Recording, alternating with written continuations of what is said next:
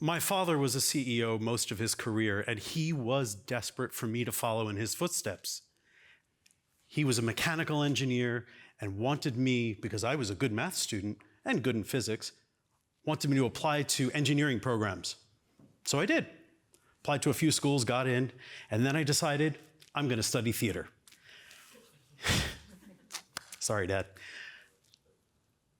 In acting class, I was working on a monologue that many of you may know, Shylock from Merchant of Venice.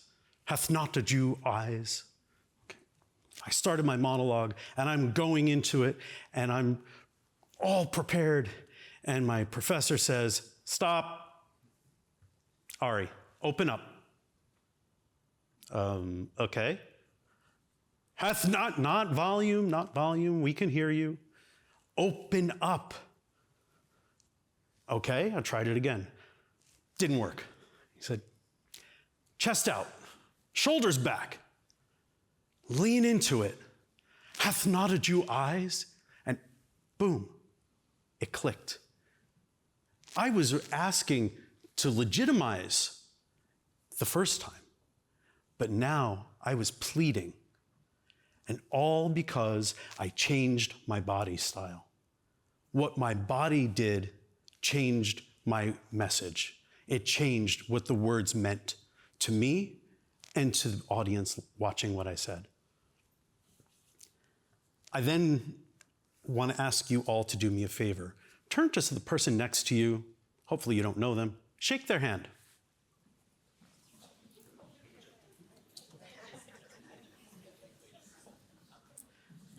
Did you notice a power dynamic between the two of you immediately? Everybody's got a different handshake. Some people don't know how to let go. Some people give you the dead fish. I was assistant directing a play, and my job as assistant director was to sit and observe and take notes. One of the characters was a businessman, a power broker, and he comes in and about to introduce himself to the next character. I looked at him like, what is that? What's this? Who shakes their hand like this? Who introduces themselves with this dead fish all the way up above his shoulder? It didn't make any sense. So it was bothering me so much, and I'm not supposed to talk during the rehearsal. And I couldn't help myself, and I turned to the director and said, can I give a note? He said, okay. I said, the handshake. It ruins everything. He's like totally off. It's not right. He's like, what does he need to do? He's like, he has to come in with power. He needs to establish his dominance. The director said, go tell him. So I called him over. I said, Brad, come here. I said, when you shake someone's hand, shake their hand. Show them that you're the boss. Show them that you control your space. He did. He took the note. I was like, oh, he took the note. And the scene changed. His dynamic changed the entire scene. He changed the way he approached it, and now the scene worked. The whole scene worked. The most challenging thing for me after that was actually taking a dance choreography class, and I had to choreograph my own dance. I had to create my own story, create my own message, and I had to communicate it through dance. I will spare you the reenactment, but the whole idea was I couldn't speak. I had to select music, and I had to show my body could communicate a story through the entire piece.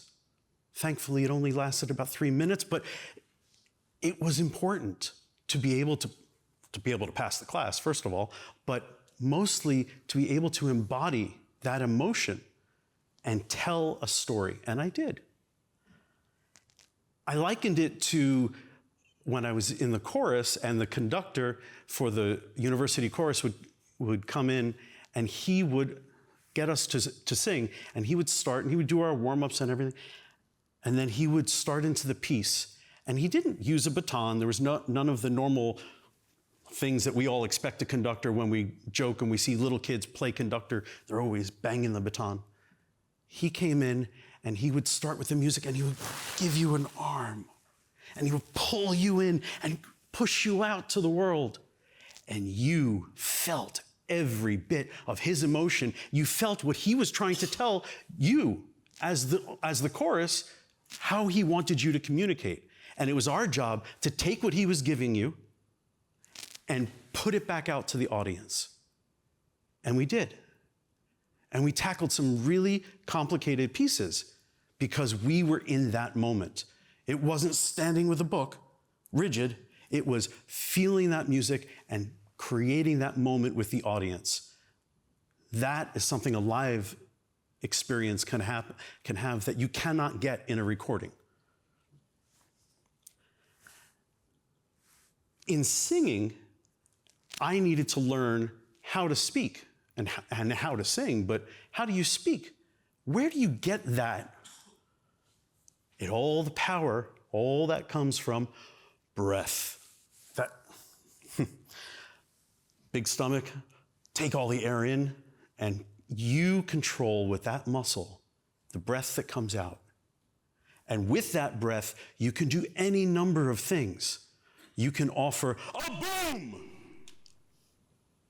or you can offer a whisper.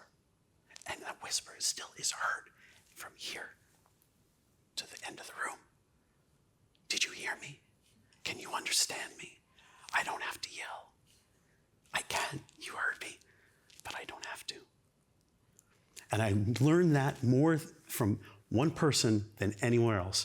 In my career, I was doing odd jobs for a producer, and one of my jobs was I had to go up and get one of the actors from Hartford, Connecticut, and drive them down to New York City.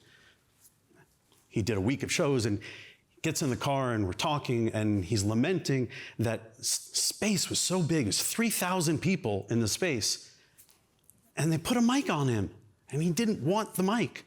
It's like he didn't grow up acting on stage using a mic.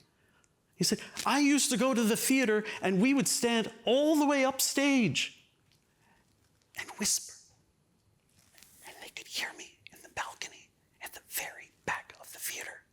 Every single word. It blew my mind. At the time that this happened, not every performance was fully electrified. So it was still a thing. It's an interesting little thing, but how do you get to the point where you can hear that whisper? It starts with the mouth. Wet the lips. Relax the jaw. Open up the mouth. And then practice. Make your sounds. Use a tongue twister. Fuzzy Wuzzy was a bear. Fuzzy Wuzzy had no hair. Fuzzy Wuzzy wasn't fuzzy, was he? That's all very well and good. But now, Fuzzy Wuzzy was a bear. Fuzzy Wuzzy had no hair. Fuzzy Wuzzy wasn't fuzzy, was he? Sounds a little different. And getting your hands or getting your mouth around that sound is very, very important. I'll give you another one. Peter Piper picked a peck of pickled peppers. How many pecks of pickled peppers did Peter Piper pick? Ready? Peter Piper picked a peck of pickled peppers. How many pecks of pickled peppers did Peter Piper pick? You heard every word, even though I did it fast. Part of it was because you heard it before. And that's the key. You heard it before. You've heard the language before. You know what the language is supposed to say. So you fill in the gaps even if you don't hear every single word. You know I'm doing it, but you fill in the gap. So I can whisper, and you may not hear every single consonant or every single vowel, but you hear what I'm saying. Very important. I can modulate my voice. I can go all over the place, and I can communicate that way. I can speak really fast, like Peter Piper. I can change a pitch, or really get serious down here. I can change the emphasis. To be or not to be, that is the question. To be or not to be, that is the question. To be or not to be, that is the question. To be or not to be, that is the question. They all mean different things. And what you do with changing your voice and changing your modulation and your speed and your pitch all changes the meaning of your message. And then comes the secret sauce, the pause. I can be talking nonstop for hours and hours. Clearly, I'm a talker, not a problem. I have no issue with talking nonstop. But when I stop, you're listening. It gives you a moment to take a break and say, what did I just hear? It's not a conscious thought. You're not, well, maybe it's a conscious thought if it's really profound, but most conversation is not that profound, but it needs to be personal. It needs to be intimate. So when I give you that pause, you're going to hear everything I've said. You're going to take in everything I've said. You're going to embrace everything I've said. The pause is part of the power of silence. There is nothing more powerful than the quiet. I was working on a production of La Bête, a play you probably haven't heard of, and two of the actors, Mark and David, were performing this piece, and in the beginning of the piece, Mark goes in, it's written in iambic pentameter, which is the same as Shakespeare would write in, and Mark goes into a 20-plus minute monologue. Could you imagine memorizing that? On a good night, it was 20, 22 minutes. On an indulgent night, it was 25 to 28 minutes. And it had an arc, but it kind of felt a little rambly, but it had an arc. He had stuff going on all throughout that monologue. And David had to stand on stage and listen in silence, attempt to interrupt, but never could because that's not part of the play. And he had to react to everything that was going on, all putting in his body his acting skill. And he had to be engaging because there's only so much you can listen to iambic pentameter and a rambling for 25 minutes without looking around to see what else is going on. He would finish the monologue and people would be like, well, rapturous applause. And I would applaud for David because he gave me a masterclass in listening. Because it's in the silence, in listening, that's where you radically become more honest. When you listen to what is being said, that's what motivates you to talk. You don't have to say anything until someone says something to you that makes you need to speak. It makes you need to react. I was doing a play, and I was playing a very, very sick man dying of AIDS, and my mother was trying to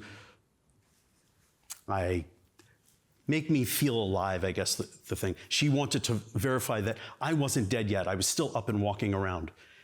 This is all mimed. There's no actual props in this. And she takes a glass punch bowl, and she looks at me and tosses it to me. And I'm supposed to catch this punch bowl. Now I'm walking with a cane because I'm that ill, and I'm supposed to catch the punch bowl. So I drop the cane and I catch the punch bowl, right? Easy, no problem. That's how we rehearsed it, that's how it happens. Night of the performance, I'm zoned in, I'm in the moment, I am listening, I am in that space. She throws me the punch bowl and I fall to the floor catching this punch bowl. And the only thing I realized is the gasp that I heard from the audience. They couldn't believe that I just was in that moment. An actor friend of mine turned to my roommate and said, I didn't know he was that good. Neither did I, because it really was not planned, it just kind of happened. But that's the point. I was listening, and I was only reacting to the moment that was in front of me, and I reacted properly. And that is what acting is, that is what theater is, but that is what life is. My dad finally got his wish. I joined his business and spent a lot of time going at odds with each other because, as he would say, we didn't agree on very many things. We didn't agree on how to do a lot of stuff. But he called me into his office and said, "You know we don't agree." I was like, "Yes, I know we don't agree." He said, "But when you give me an argument, when you make your case, you think it through. There is logic to what you're saying.